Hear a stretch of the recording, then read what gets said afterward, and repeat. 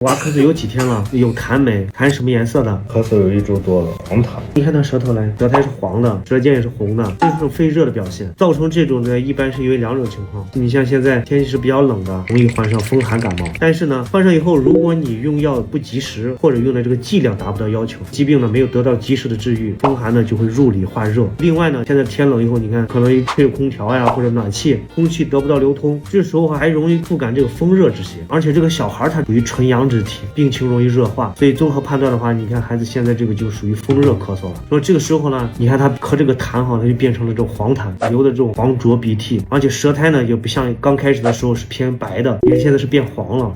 看到了。现在的这种情况的话，就要给他清热止咳了。所以一会儿的话，我先给孩子做一下推拿。吃中药孩子不容易接受的话，你可以用这个小儿肺热咳喘口服液，它口感偏甜，孩子也能接受。这个药呢是由麻黄、杏仁、麦冬、知母等药组成的，除了化痰止咳外呢，也能够润肺养肺。像你娃这种风寒入里化热造成的肺热咳嗽呢，可以用这个药。回去以后呢，肉带奶些别吃了，给孩子吃的清淡一点，好消化好吸收的，不要让孩子吃太饱，万一积食的话，这个病情还是容易反复的。